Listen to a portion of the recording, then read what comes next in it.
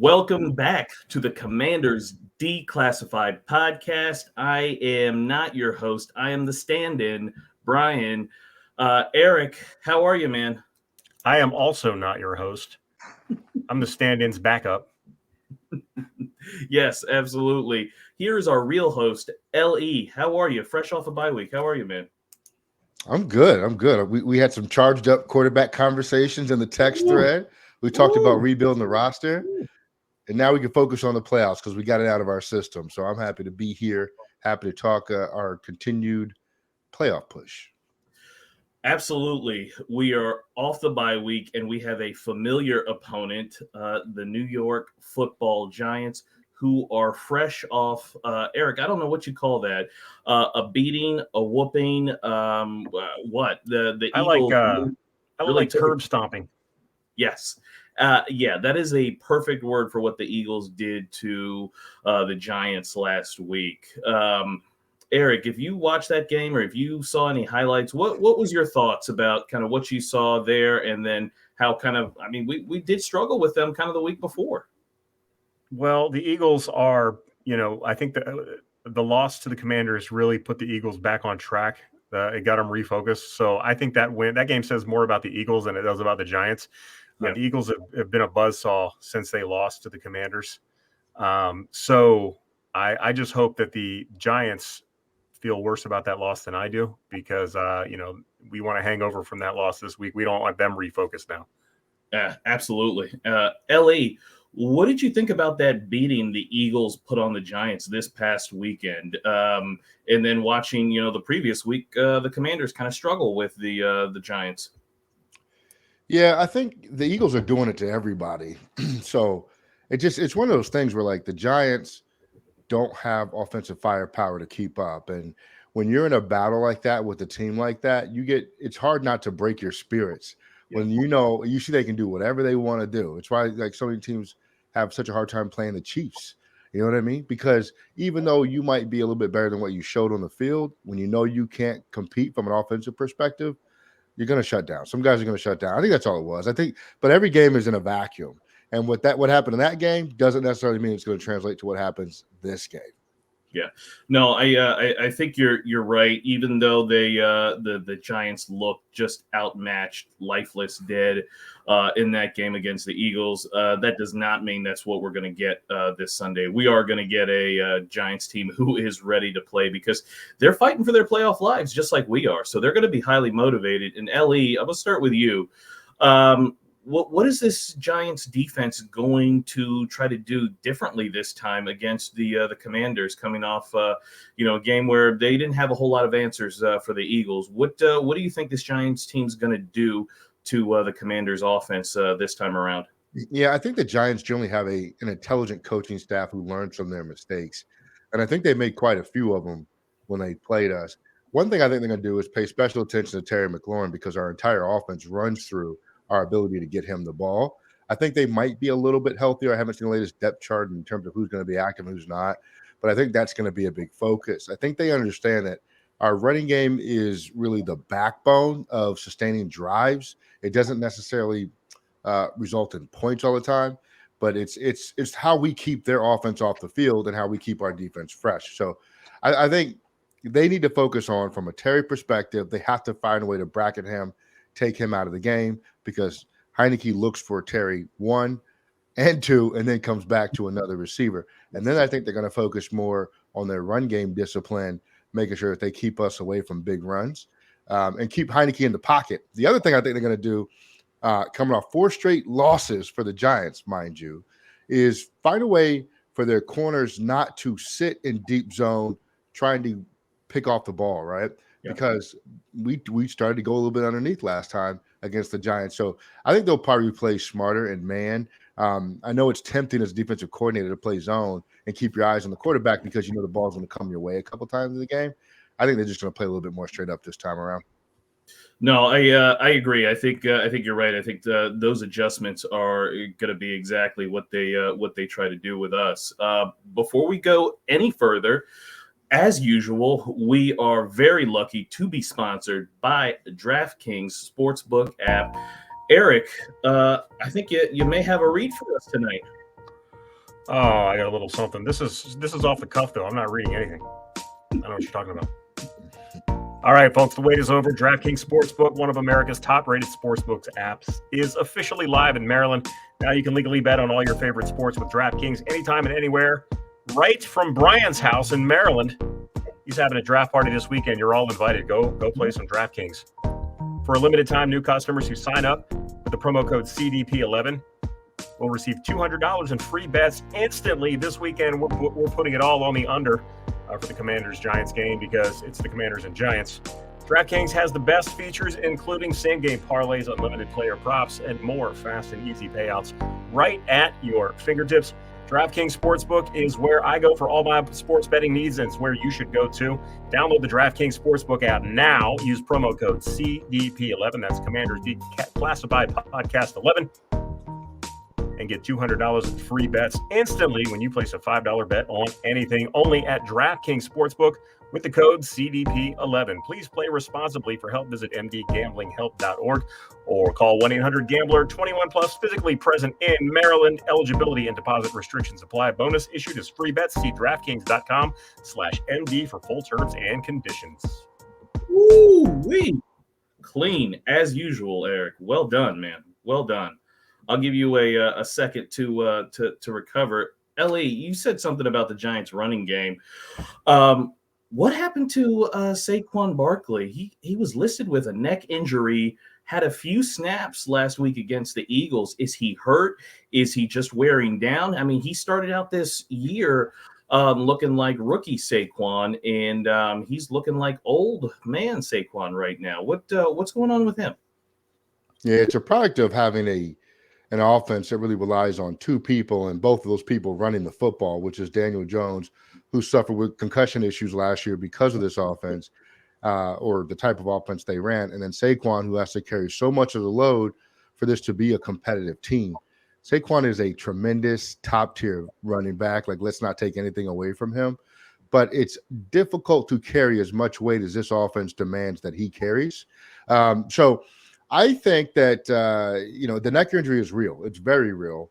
I was surprised that they even played him against Philadelphia, to be honest with you, and didn't give him the extra week to rest, since you have to go into Philadelphia thinking that you don't have a great shot considering how they were playing. And why not save him for a game, a much more winnable game, at least on paper, in the Commanders. But I think the injury is going to bother him. I really do think that.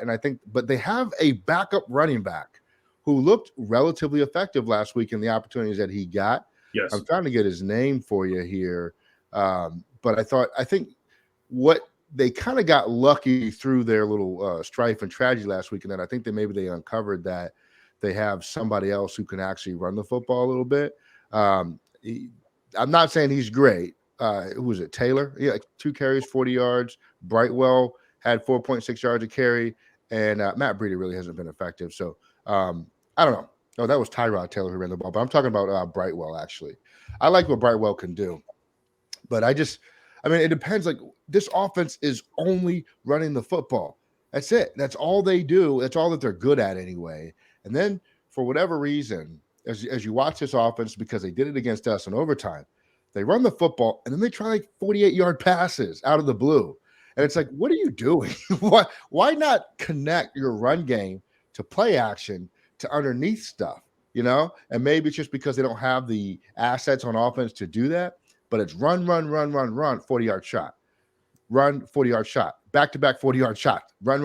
It's like, I don't understand what you're trying to accomplish with this offense because it's really confusing. No, I agree, and this may be one of the side effects of having a rookie head coach who's somebody who's going to be heavily involved in the offense. You may see some of this kind of discombobulated look on offense. But Eric, what are the 3 ways that the Commanders can win this game, and what are the 3 ways that the Commanders lose this game? This is a big one for us. We have to get this. Yeah, well, this team's going to lose this game if it gets any ideas that it's better than it is on offense and starts chucking the ball all over the place. We have our formula to win. We have to pound the ball and pick our spots in the passing game and really rely on Heineke's athleticism for a big part in the passing game. So we lose this game if we Taylor threw 40 passes last game and we came out with a tie. If he throws 40 passes this game, we are not going to win. If we do not keep Daniel Jones contained and pushed back inside, we are going to lose this game. He got outside a couple of times for some big runs. They got better as the game progressed, to where they could get him, they could, maintain their rush discipline, force him back inside where the help was, and they limited those big runs. And we are going to lose this game if we score less points. Honestly, no, we got to score 20 points. If we score less than 20 points, we lose this game. I think the Giants are going to put together a couple of drives. I see them getting around 17 points this week. If we can hold them to 17 points this week, and we have to get to, I would say we have to get to 20 points, even though 18 beats 17, just give it a few extras. So if we win this game, if we're going to win this game, we have to get our usual 20 points on the board. I think this defense is good enough to hold the Giants to where they were, and obviously, maintain our game plan that's been working for us. We have to keep going that. We can't give up fluke scores early, get down early, get any confidence going through Daniel Jones in the passing game. We just gotta play our game basically, and let them make the mistakes, which is what we've been doing the past few weeks, and it's been working. I agree. Don't deviate from the plan. We are a run-centric football team. We have a defense that can suffocate, smother the opposing offense. Continue to do that. But Eric, I'm going to ask you to go a little bit further on the offense here. We've got Terry McLaurin. We've got Jahan Dotson. We've got Curtis Samuel. We've got a couple of tight ends. We've got Antonio Gibson, who can catch passes. We've got Brian Robinson as well, Jonathan Williams. How are we still only scoring 20 points on a good day for us? Because sometimes we score 19, 17 points. How is it that it's possible that with that type of firepower, is it just the quarterback? Is it the offensive coordinator? Is it the winter equinox? Like what's going on here? Why do we only get 20 points a game? Yeah, it's a combination. Quarterback play, just really, Taylor is inconsistent, but he plays big in big moments. That's always going to be the case. That's just what he does. Early in the season, when we had Carson Wentz, we really weren't doing a good job of protecting him. And he does not have the escapability that somebody like Heineke has. So he struggled. And the play calling has been so inconsistent that we just aren't able to put points on the board, especially when we get inside the 5-yard line. We're kicking a lot of 23, 24-yard field goals. That's got to stop. But that's just what we do. Which is, people were questioning why Rivera didn't go for 2 points. It's because we can't score from the 3-yard line. That's why we didn't go for 2 points. We can't get the ball into the end zone from up close. Brian Robinson has been solid, but goal to go, he hasn't been the best. And Antonio Gibson really hasn't been used in those situations. And, the creativity and the play calling has kind of gone out the window. When we get down close, we get kind of boring and predictable. We had that really nice play that Carson Wentz and Jahan Dotson combined on for a couple of scores early in the season. That nice little spread everybody out, and Jahan just kind of slips through the middle. That has disappeared, and maybe it's just because Heineke can't throw it, doesn't have the confidence to throw it, doesn't have the confidence in Jahan Dotson. But I would like to see that come back or something, that play design and have it go somewhere else, because that play worked. But like many things with Scott Turner, when you see something that works, he stops calling it, and you never see it again. So there's a lot of reasons why we only score 19 points a game. But, one guy has been the constant over the 3 years that we've been averaging 19 points a game, and that's Scott Turner. So I'm going to go ahead and go with him. Yeah, no, I like that answer. Ellie, I want to take you to the other side of the football. In that first matchup there with the Giants, we got exposed on a couple of things there. We realized how much we miss St. Juice at corner, and Daniel Jones again with his running ability kind of got us. I mean, he had about 71 yards rushing. Probably could have had some more had he run more. Honestly, what do we do there? Is the plan still the same? Does JDR make any type of adjustments there? Who plays on the outside? Is St. Juice going to be able to go for us? Yeah, it sounds like St. Juice is trending towards playing, so that's a positive. Good. You're going to get Chase Young back for some snaps. I don't know how many. Chase Young has been relatively good in the run game, especially on the edge. So that's going to help you some. But I do think a deficiency has been identified in our defense, and that's stretch zone runs. It's going to be a problem until we figure out how to play it better. And I don't know if that's something that's going to have to wait till the offseason. Now, we've been lucky that teams have exposed it, and then in the second half, for whatever reason, either adjustments on our side or other teams not committing to what's working for them, it hasn't been as successful in the second half. If I'm Jack Del Rio, I am disregarding every single thing that the Giants can do in the air because I don't care. They can't do it enough to beat you the way that they want to. So I am really focusing my defense in the box. Now, Brian, you asked a question about why it's an issue. At least I think you asked that question. Yeah. It's linebackers. We have two of them. One of them's John Bostic. You're going to be weak in this type of run game, especially on the edges when you're running a 1 and a 2 linebacker set. The 5 defensive linemen is great if they set the edge and they don't let that runner get outside of that. But if they penetrate that edge, you have one guy to play the entire second level. You know what I mean?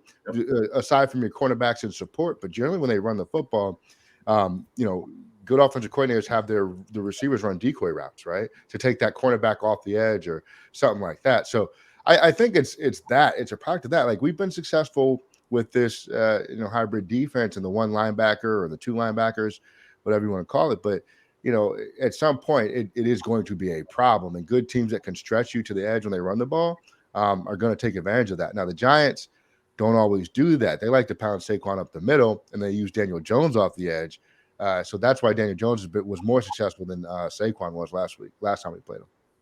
Yeah, no, I think you're spot on, and thank you for pointing out Bostic. There is a clip.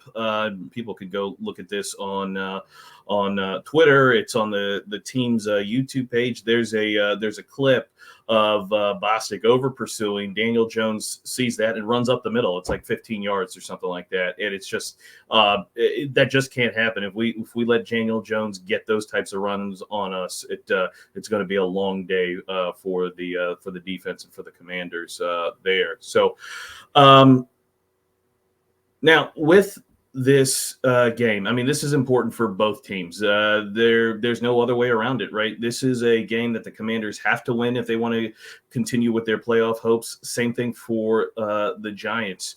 Do you think, Eric, do you think this team is going to do anything differently? Do you think they're going to have any kind of trick plays? Do you think they're going to have anything specially planned for the Giants, or are we going to say kind of the similar game plan to what we've been doing these last couple of weeks? Or do you think, Ron Rivera will have something dialed up a little bit different this time? Well, there's always going to be tricked plays with this offense. They're going to do some double reverse nonsense that'll go nowhere. The jet sweep to the tight end. What happened to that? Yeah. That actually worked once, remember? That's why we never saw it again. Yeah, exactly. So yeah, I hope that our offense knows that the Giants are going to try to make a point of taking Terry McLaurin out of the game, and that will open up Jahan Dotson, who we saw come off the milk carton last game, made a couple of big catches. So I would like to see Jahan Dotson more involved in the passing game. Hopefully he's used this couple of weeks here to build a better rapport with Taylor Heineke. And Curtis Samuel, of course, is going to get the ball in space and do Curtis Samuel things. I'd like to see him get in the end zone. But I would like to see maybe Terry be a little bit, I hate saying this, but maybe a little bit less of a focal point in the passing game this time around, just because we do have other weapons that other teams may not be accounting for. And I think that's probably the best wrinkle that we could put in, is to distribute the ball more to our other playmakers and not focus so much on Terry. Unless he's wide open, then throw it to him. Or if a play breaks down, just throw it up there, because Terry down there somewhere, as they say. But, I would like to see our other guys get involved a little bit more. Maybe Logan Thomas. I know he's been banged up all year. If Armani Rogers, is he still around, or did he go on injured reserve? I haven't seen him in a couple of weeks. Yeah, he went on injured reserve, so which is unfortunate, because he very much looked like probably the best tight end we have. So he really did. He looked excellent, but yeah, he's on injured reserve. Unfortunately, we'll see him next year. Maybe a Cole Turner sighting this week. See him catch something. That would be nice. I don't want to see Cole Turner trying to run block anybody. That's just not his game. That was embarrassing. Yeah. He couldn't do it in college. I don't know why they thought he could do it now. One of the reasons why I like Sammis Reyes, he could actually block somebody. He couldn't catch the football, but he could hit somebody, and that's we got John Bates for blocking. Yeah, exactly. Ellie, you shared a tweet in our group chat earlier today. I think it was to the effect of, "Hey, Carson Wentz is now going to be activated as the backup quarterback." Is there any thought? Is it just a terrible idea if there was some type of rotation at quarterback, a two quarterback set? Maybe a deep shot with Carson Wentz, maybe a rollout with Heineke. Is that even possible? Is that even worthwhile? I think the Houston Texans did something similar. They screwed it up at the end. They had the running quarterback in there trying to throw passes towards the end, and it didn't really work for him. Is that something that Ron would try to do here? Never. Ron wouldn't roll that way, and they shouldn't. Honestly, it's the NFL. If you can't get it done with your regular guys, then just pack it up anyway. Now, would I hate to see us run some of the wildcat or some variation of that for a play, in the red zone to help spark the red zone offense? Sure. Let's put Brian Robinson under, in the pistol, take the direct snap. Let's see if he can run read option with Gibson, and then keep it and just pound it up the middle for a play. I would love that for a play, just because we have such issues in the red zone. Do I want to see anything beyond that? No, I don't want to see Carson Wentz on the field this week, only because, look, there is so much controversy around the quarterback position in DC. I tweeted something on Monday, and there are still arguments going on about it today on my, in my mentions, and I haven't looked at it since. But the reality is, if we're in this playoff push, you got to stick with the guys that got you to the dance. Yeah. And I'm saying that knowing you guys know how I feel about the quarterback position, going forward. But you're here now. You're here. You can't say, okay, we're going to bring Carson in for 3 plays and take, Heineke. None of that. You got to stick with the guy that brought you to the dance and then evaluate going forward. I think if we do that, that is such a sign of desperation that it's no way. I think that would be really defeating to the morality of the team. And I think it would honestly really just at that point, how do you go back to somebody you took off the field? Well, because if you're putting Wentz in, you're doing it to throw the football, right? And so you're basically saying this guy can't throw, so we're bringing our guy in that can throw, and then we'll put you back in when we don't necessarily need to complete a pass. That's demeaning to me, and I think Taylor's probably earned a little bit more than that to be swapped out during the games. You got to have a better plan than that. So. It's a cute idea going back to like Cordell Stewart and all that stuff, but that never really, you know what I mean? Like you kept waiting for Cordell to become something more. No way. Stick with the guy that brought you to the dance. Figure out how to be effective where you need to be effective. Stop taking shortcuts and be a better offensive coordinator, Scott Turner. Agreed. One thing I haven't seen this year is and you're going to call me a Heineke stan, but have you seen a standout play that really highlighted his lack of arm strength this year? Because I don't really remember seeing one. I've seen a couple of, like the one deep shot against, I think it was the Vikings that the ref made the pick play. It was underthrown, but that was, he's throwing the ball 60-yard downfield. But like, has he missed out routes because of a weak arm inside? Like, I really haven't seen, if not any, I certainly haven't seen as many as last year. I think he's found a way to at least manage his lack of arm strength. We've still seen some Heineke plays like where he just makes an idiot throw, but I don't think the lack of arm strength has been as big an issue as it was in the previous years. There was a throw to Terry on the sideline of the first Giants couple of weeks ago where the corner read it and he just barely missed it. It was inside. Yeah, I don't know that it was. I think it was an inaccurate throw, less than a weak throw. I think he just put it in the wrong spot. I just I don't recall seeing like a really like noodle arm throws that we've seen in the past. Like I said, he still makes Heineke throws, which those dumbass throws over the middle that are to nobody in particular. But just personally, and I'm sure we'll hear about it in the comments and on Twitter, but I haven't really, his lack of arm strength has not been as apparent. Not that he's got a great arm. I think he's learned to manage it much better this year. I'm doing my best to not turn this into a Heineke debate. Please do. But that's what's going to get us the views, man. Bring it in. No way. I'm not doing that. I think the reality is, Eric, there have been some, like including that pass interference against the Giants last week we played them last time that was picked up, and that ball was like really underthrown to Terry. That was one of them. But I think what you're seeing is Scott Turner recognizing that there's no way this is going to happen, so he's calling things that are more fit to what his skill set is, and that's why you see a reduction in those throws. His arm didn't get stronger. They've learned to manage it. I'm not saying it's stronger, but I think they've learned he or the team has learned to manage his arm strength issues. I don't give Scott Turner credit for anything. I know, but I kind of view this as Scott Turner really wants Heineke to play. And if you follow the lineage of Turner and Heineke, and Turner being the only guy going to ODU's pro day, I think Turner really wants him to play. So he's doing everything he can to keep him in that position, including saying, hey, I'm going to take these pages out of the playbook because it's not what you can do. And honestly, you should do that as an offensive coordinator, based on what your talent is. That's the bare minimum, yeah. He just doesn't have great everything else to package with him taking some plays out. Like the sequence of Scott Turner's play calling is disastrous. We talk about this all the time. He's never setting anything up for later in the game. It's just a collection of plays that he calls at random times throughout the game.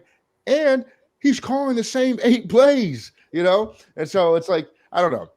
Again, I'm not trying to get on a soapbox about anything tonight. People in the comments, I am trying to behave. I think you just hate Heineke. Hey, don't you do that. I'm not saying anything negative about anybody. Ellie hates Taylor. We love the passion. We love the enthusiasm. I'm being good. Real quick, Brian, something I was looking up as you guys were talking, and this is so weird to me. Yeah. If I said to you, who's been a better quarterback this year, Daniel Jones or Taylor Heineke, Brian, what would you say? It's probably a low bar, but I would say, Daniel Jones by a hair. Yeah. Eric, what about you? I'm always going to go Heineke over Jones. I don't care what the stats say.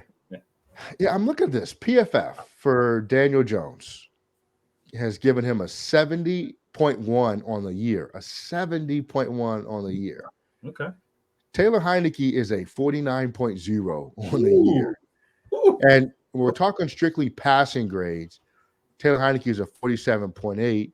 Daniel Jones is a 67.1. I'm like, what the heck? Well, but I haven't watched a ton of the Giants this year, but if Dable's game plan, and I think it has been for that game, kind of mirrors what he's been doing elsewhere, he's protecting the crap out of Daniel Jones. He's not he's not putting it on him to make throws the way Turner is to Heineke. So that probably has a lot to do with it. He's just making safe throws a lot of them. Yeah, and I think the other thing, while that is a huge disparity, Heineke also is a little bit of a gambler. Heineke will take the shot into triple coverage. I don't see Daniel Jones doing that too much. Just looking at the type of player he is, Ellie, I think you said it, or maybe it was Eric. He's a safe player, right? He's more the cautious type. Heineke's like, I'm probably going to be cut tomorrow. I'm going to sling it down the field regardless. That's I don't care. He didn't get that 5th-year option picked up. He's for a contract next year. Heineke's like playing with house money. Right, exactly. So, a lot of times that ends up in his, against him, right, to his own detriment. He ends up throwing that interception, or it's incomplete, or whatever. So, I think that's probably, more so his issue is that when he gambles and he loses big, right? They're not little small, mistakes or anything. But Ellie, one of the things I wanted to get with you on is we lost our starting center, Larson. This is a big deal. I know a lot of people don't like talking about offensive linemen, but the offensive line at the beginning of the year wasn't very good. Larson kind of came in and helped calm things down on that offensive line. He's done for the year now. We've got Wes Schweitzer and Nick Martin as the 2 choices for center. And Cosme is hurt. He's coming back from an injury there. And so is Trey Turner at guard. So we've got center and guard kind of in flux here. What's going on with that, and who do you think should be the starters come Sunday? I don't think it matters because you're going to get the same result. I think we've seen that. Anybody that rotates into that line has been equally as bad. And I think I was listening to the Cooley breakdown, and I haven't listened to one of those in probably over a year just because of time and availability. But one thing I thought that he said that really stood out to me was it looks like we don't know our protection calls, and we don't slide the line in the right direction. We're always missing on our line slides. And he said he didn't know if that was on the quarterback. And then Kevin Sheehan was saying something about how, like, we've always had a spotter in the booth that will, while the communication is still active with the quarterback in the helmet, will let them know which way to slide the line and things like that. And for whatever reason, that's not happening, or we're not getting it right. So I think because it seems to be a complete failure and a complete breakdown between both coaching and execution on the field, I don't know how you fix that. You know what I'm saying? Like if it were just we're not executing on the field, but we're getting the right information to the guys, then it'd be like, okay, well, maybe with different bodies, we'd be better. But it looks like, at least it sounds like from people that know the game much better than I, that there is a complete breakdown on the offensive line with both coaching and execution on the field. And I don't think you can solve that problem until the offseason when you get new parts in the booth and on the field. Yeah, and when you have like what we've had, which is your second, your third, fourth center these last couple of years going into the games, it's hard for some of these guys who have either just come off the street or have been on a practice squad to know these protections. But the center usually sets the protection, and then the quarterback will adjust it depending on what look the defense gives him late, right? They walk up a safety, they walk up an outside linebacker. The quarterback will then shift the protection over to that side based off of whatever the center did.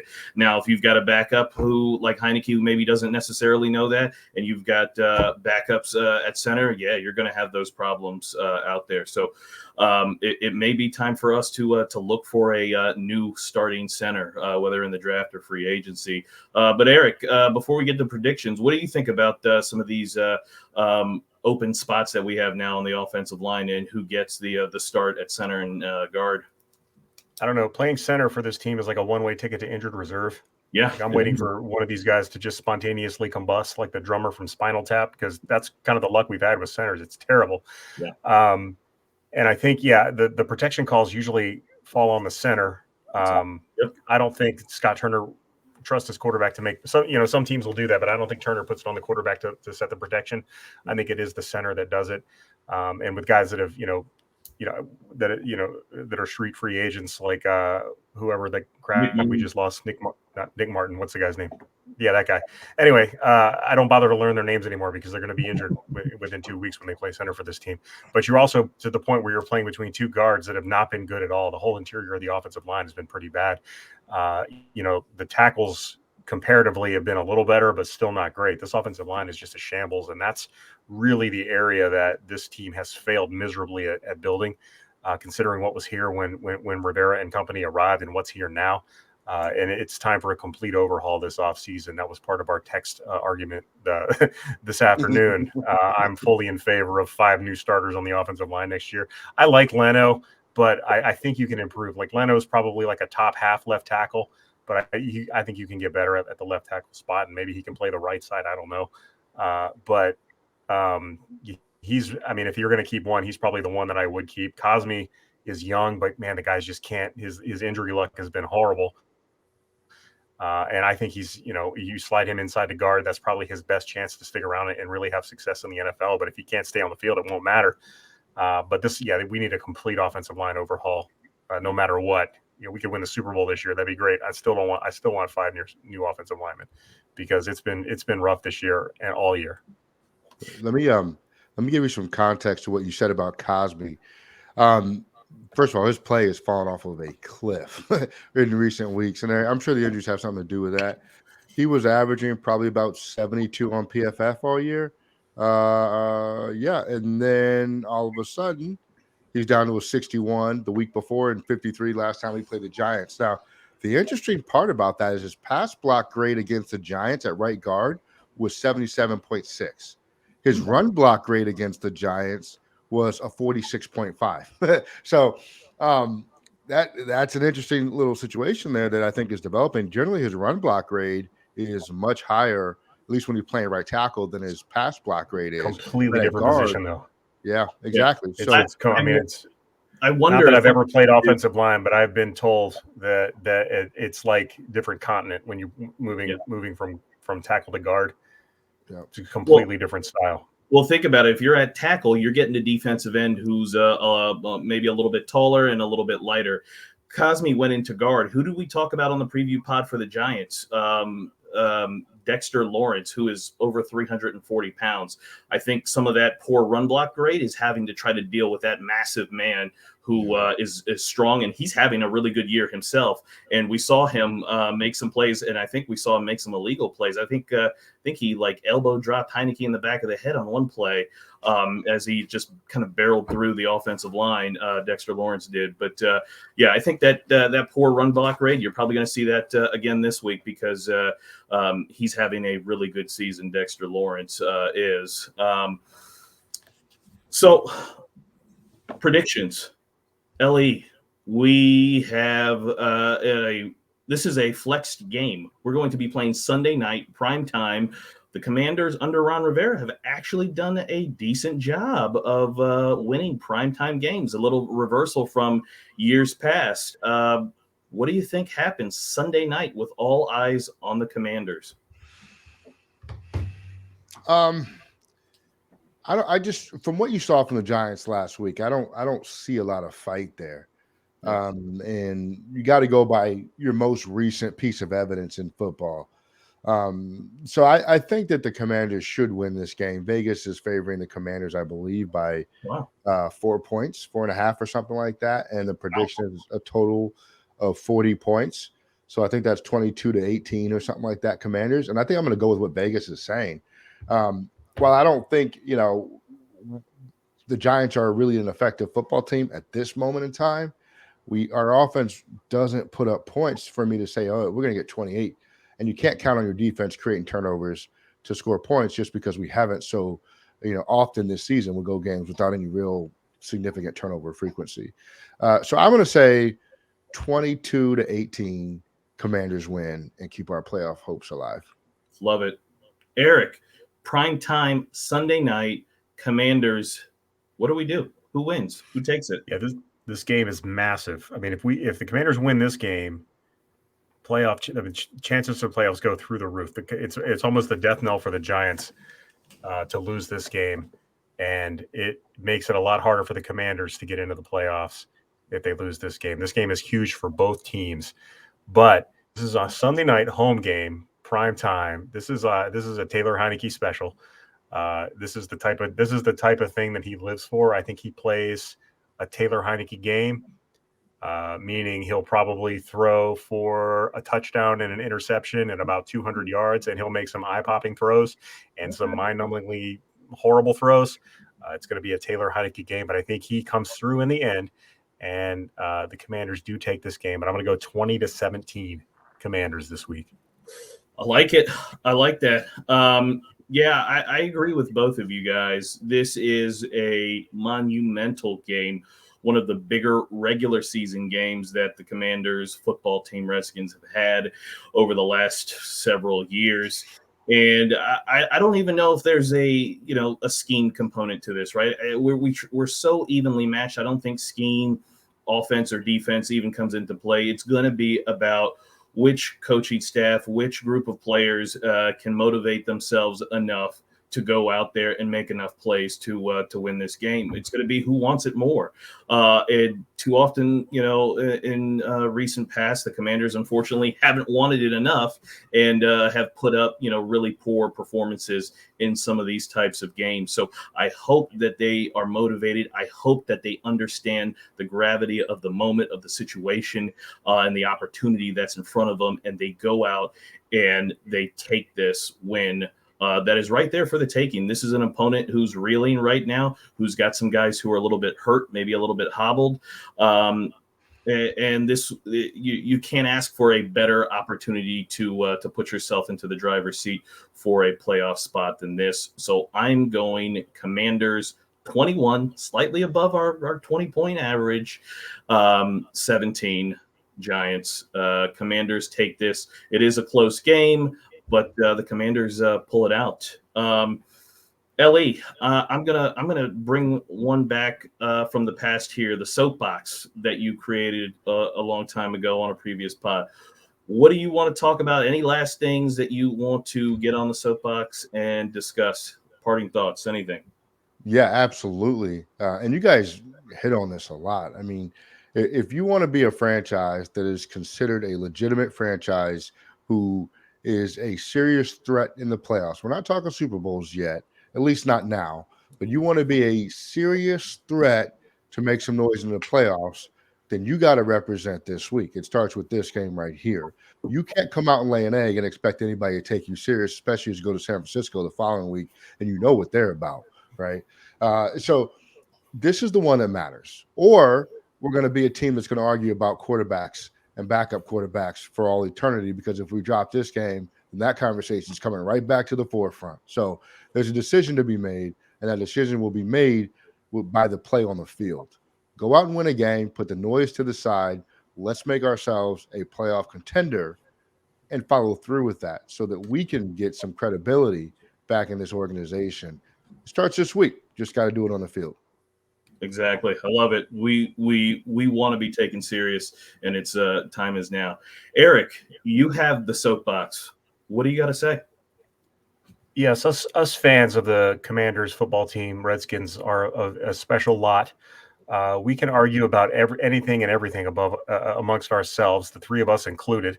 And I think that maybe for just a week, I would like to see all Commanders fans just set everything aside and enjoy the fact that we're in the thick of a playoff run and things are actually looking up for this team in the near future. If not the distant future with the sale of the team. Let's just enjoy this. Let's save the arguing for the offseason and the mock draft season. Right now, we're in the middle of the playoff run. Let's just enjoy it, have some fun, just put our arms around each other as Commanders fans and just enjoy a nice playoff run that's going to continue this week with a big win against a division rival on prime time. Let's just enjoy it, folks. I agree.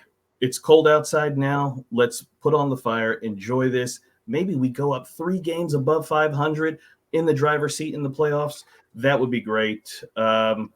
Guys, please, if you haven't already, subscribe to whatever audio platform you listen to, Apple, Spotify, Google, Amazon, whichever one. If you can leave us a 5-star review, it takes 2 seconds. Please do so. It helps us grow, reach out to other Commanders fans.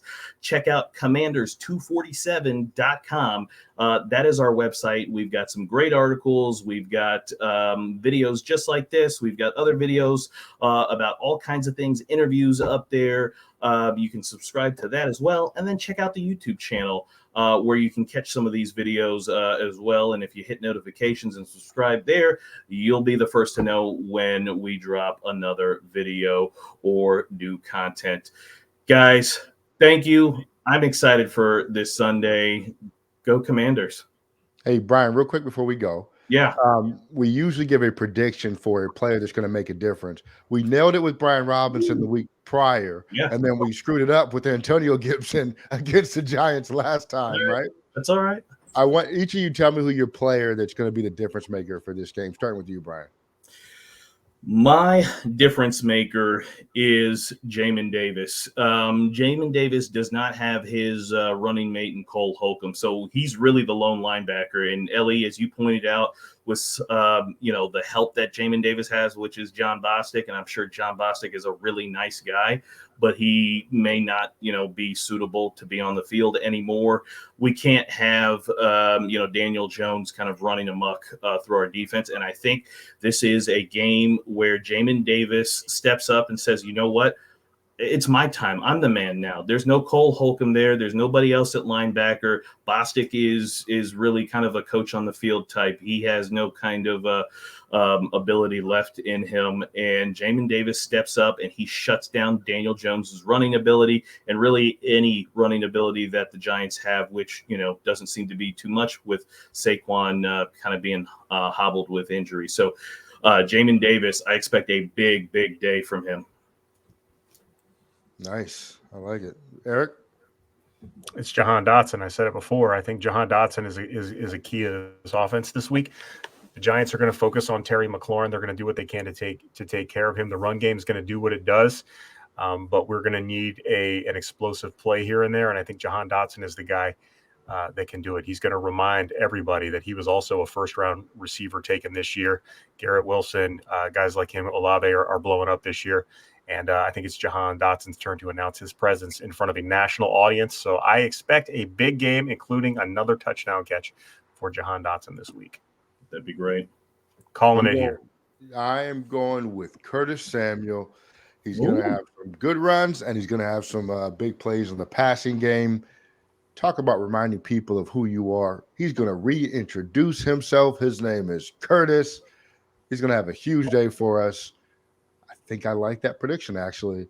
It's going to be him. He's going to have a couple of touchdowns. I said Couple it. of touchdowns. Ooh. And not because he's on my fantasy team in the playoffs either. I think I really just believe it just because. So let's see what happens. All right. Hey, Brian, great job hosting. Eric, good job as usual. And I guess we will catch everybody on the flip side. See you after the game. No, you won't. Tuesday next week. We are out of here. See ya.